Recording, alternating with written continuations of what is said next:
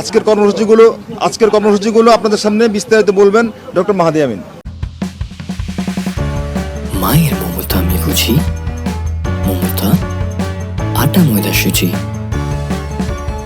স্বাদে গুণগত মানে অতুলনীয়। আপনারা ইতিমধ্যে অবগত হয়েছেন যে গণপ্রজাতন্ত্রী বাংলাদেশ সরকারের মাননীয় প্রধানমন্ত্রী আজকে প্রথমবারের মতন তেজগাঁওস্থ প্রধানমন্ত্রী কার্যালয়ে অফিস করেছেন। তিনি দেশের একজন সাধারণ নাগরিকের মতন করেই ভিআইপি বলতে আমরা যে জিনিসটা দেখতাম আগে, সেখান থেকে সম্পূর্ণ ভেঙে এসে এখানে ঢুকার আগে ট্রাফিক সিগন্যালও ছিলেন, দীর্ঘক্ষণ সেখানে অপেক্ষা করেছেন, অফিসে ঢুকার আগে একটি বৃক্ষরোপণ করেছেন এবং এই প্রধানমন্ত্রী কার্যালয়ের যারা কর্মচারী কর্মকর্তা রয়েছেন, যাদের অনেকেই ওনার মা এবং সাবেক প্রধানমন্ত্রী দেশনেত্রী বেগম খালেদা জিয়ার সাথে কাজ করেছিলেন এই কার্যালয়ে, ওনাদের সাথে কুশল বিনিময় করেছেন। বিশেষ দিনে প্রিয়জনকে দিন সাউন্ড এক্সের হেডফোন, নাম ধরে আলাপ আলোচনা করেছেন। তারপর উনি অফিসে যাওয়ার পরে আমাদের যে নির্বাচনী প্রতিশ্রুতি ছিল বিএনপির পক্ষ থেকে, সেগুলো নিয়ে কয়েকটি আলোচনা হয়েছে।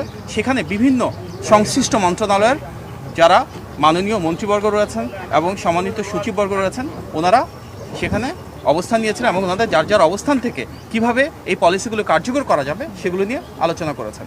মূলত আজকে প্রথম যে মিটিংটা ছিল, সেখানে মাননীয় প্রধানমন্ত্রী আলোচনা করেছিলেন আমাদের একটি নির্বাচনী প্রতিশ্রুতি, যেটি বিভিন্ন মসজিদের সম্মানিত খতিব সাহেব, সম্মানিত ইমাম সাহেব এবং সম্মানিত মুয়াজ্জিন সাহেব সহ অন্যান্য ধর্মের যারা রয়েছেন সেসব ধর্মগুরুদের জন্য আমাদের একটা প্রতিশ্রুতি ছিল যে মাসিক সম্মানী এবং উৎসব ভাতা প্রদান করা হবে।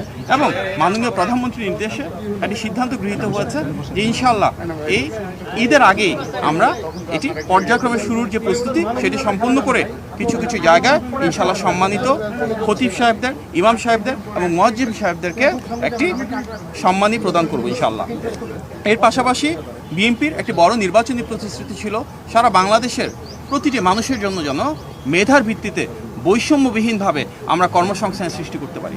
সরকারি চাকরির ক্ষেত্রে, বেসরকারি চাকরির ক্ষেত্রে, উদ্যোক্তা হিসেবে গড়ে ওঠার ক্ষেত্রে এবং বহির্বিশ্বে জনশক্তি রপ্তানির ক্ষেত্রে কিভাবে আমরা সবাইকে আরও দক্ষ এবং যোগ্য হিসেবে গড়ে তুলতে পারি, আমাদের শিক্ষা ব্যবস্থার প্রয়োজনীয় সংস্কারটুকু কীভাবে আনবো এবং তার মাধ্যমে আমাদের জনশক্তিকে কীভাবে কর্মক্ষম করে দ্রুততার সাথে তাদের জন্য অনেক বেশি চাকুরি এবং ব্যবসার সুব্যবস্থা করতে পারবো। তার জন্য প্রয়োজনীয় যে ডিরেগুলেশন প্রয়োজন, ব্যবসা বাণিজ্য এবং শিল্প কারখানার নীতিমালার প্রয়োজন রয়েছে সংস্কারের জন্য, এবং টেকনিক্যাল এবং ভোকেশনাল এডুকেশনকে আরও কীভাবে প্রাধান্য দিব আমরা, বিদেশে বিভিন্ন দূতাবাস যারা রয়েছে এবং বাংলাদেশে বিদেশি যে দূতাবাস রয়েছে তাদের সাথে সমন্বয়ের মাধ্যমে কিভাবে আমাদের জনশক্তিকে আরও দক্ষ এবং যোগ্য করে বিদেশে পাঠাতে পারবো, এগুলি নিয়ে বিস্তারিত আলোচনা হয়েছে।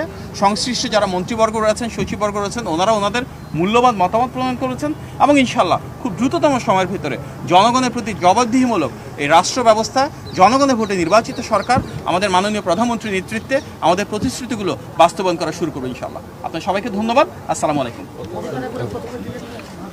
এই বিষয়ে সিদ্ধান্ত গৃহীত হবে, একটা কমিটি করা হয়েছে, ওনারা বসে আলোচনা করে তারপর জানাবেন এবং ঈদের আগে এগুলি নিয়ে আলোচনা হচ্ছে টেকনিক্যাল টিম এবং বিভিন্ন মন্ত্রণালয়ের আন্তঃমন্ত্রণালয়ে আলাপ আলোচনার মাধ্যমে এগুলো সিদ্ধান্ত হবে। মির্জা আলম ভাই এখানে আছেন, উনিও সেই কমিটির একটি গুরুত্বপূর্ণ সদস্য, ওনার পরবর্তীতে এই বিষয়ে অবহিত করবে।